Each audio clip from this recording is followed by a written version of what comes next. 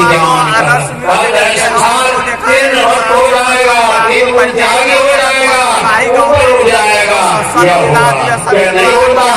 आप देख सकते हैं काफी श्रद्धालु यहाँ पहुँच चुके हैं और आनंद आए हुए हैं बाबा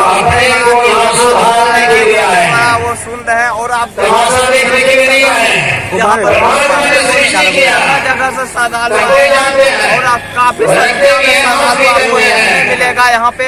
और आप आएंगे आपको शांतिपूर्वक कथा को और आपको और हम सुनाने का कोशिश करेंगे।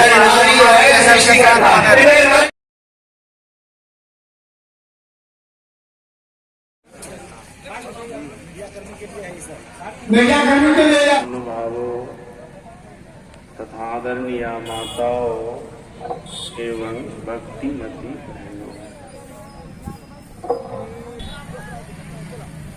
संतमत सत्संग की वही दुष्ट माया का जो क्षण है वही खराब है और वो बहुत प्रिय लगता है। जैसे मन में जो आता है बड़े को अनादर कर लेना, जुआ खेलना, सराहे पाप कर, एक होता है आप कर, पाप कर सच्चाई का ज्ञान नहीं आता है, ईमानदारी का ज्ञान नहीं आता है। संत के सबल समाज ऋषि के दिव्य अलौकिक ज्ञान को अभिनंदन करते हुए अभिनंदन युगल और पाप कर्म करने वाले को होता तो है लेकिन आसान नहीं होता है कितना जो कर रहे हैं। जैसे पाप कर्म बेटा आपको 50,000 का मोबाइल दीजिए और बाप ने कहा ठीक है बेटा तुमको मोबाइल देंगे लेकिन तुम कुछ 32,000 हुआ और साल भर के बाद अगर बाप कहे कि चलो बेटा वो 48,000 तुम दे दो और कुछ मिला करके हम तुमको मोबाइल दे देंगे तो कहेगा पिताजी रहने दीजिए, इसी मोबाइल से काम चल जाएगा। जो उसी को आप कर्म करते हैं और आप कर्म का बोल तब तक नहीं होगा तब तक हम दुख के दलदली में फंसे रहेंगे, झूठ मूठ के भ्रम में रहेंगे और अपने को असत को सत मान करके दुख को सदा भोगते रहेंगे। मोड़ तोड़ते माया यही बस जीव कर ही नहीं पाया। ये मेरा है मेरा है मेरा है मेरा मेरा करते करते जीव अधोगति में चला जाता है। लेकिन एक विद्या माया है जो व्यक्ति को सत्कर्म कराते, विवेक दिलाते, ज्ञान दिलाते, ध्यान की रास्ता को बताकर सदाचार पर आरूढ़ करा करके ये जीव को सदा के लिए ये बंधनों से मुक्त करा देता है, जलावन से छुड़ा देता है।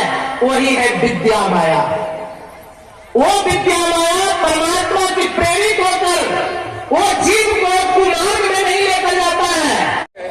कि समय सीमा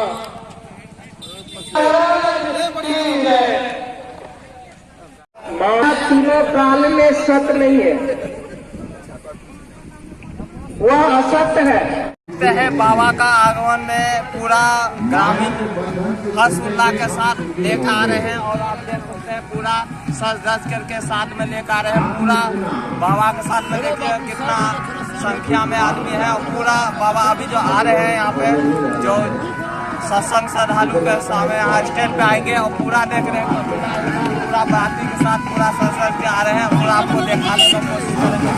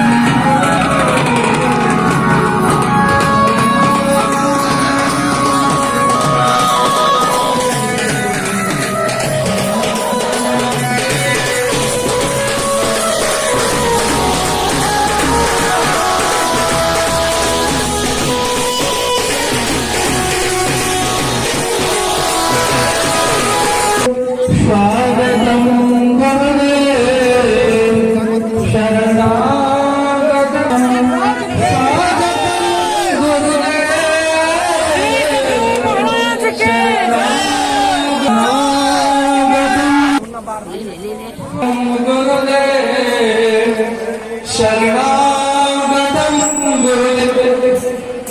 धर्मानुराग के सज्जन वृंद, माताओं बहनों, अपने प्रवक्ता हैं, जैसा कि उद्घोषक ने कहा है, उनकी सार गर्भित वाणी, गागर में शागर, सम्मिश्रित वाणी को श्रवण कर हम लोग शीघ्र ही तृप्त हो जाएंगे। आवरण में होता है, सतोगुण, रजोगुण, तमोगुण के आवरण में होता है अंधकार, प्रकाश और शब्द के आवरण। ऊंच नीच योनियों में पड़ा रहता है, आता जाता रहता है। इस तरह प्रकृति के आवरण में रहना, गुणों के घेरे में रहना, उसके सारे दुख और ऊंच नीच योनियों में जाने का कारण है।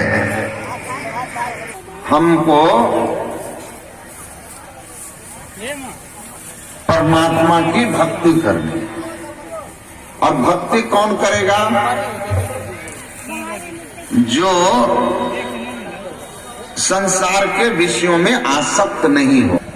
मानव जीवन इसीलिए मिला है, अनासक्त विषय भोगी न बने, यही तन कर्म फल विषय न भाई।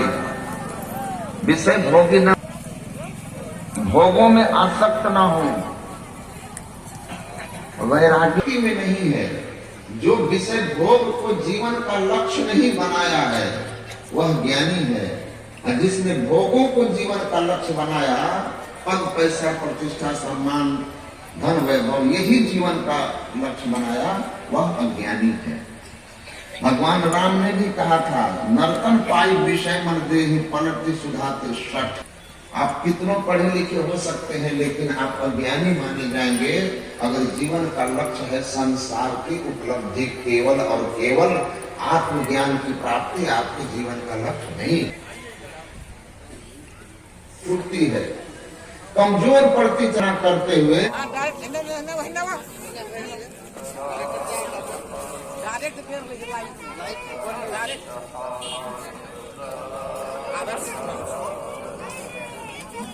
डायरेक्ट दे रहा है ना।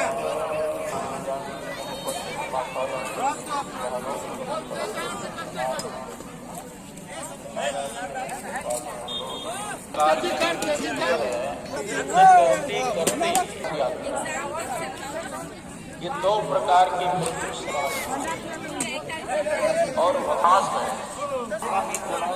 कर्म करो सिखाए और मेरा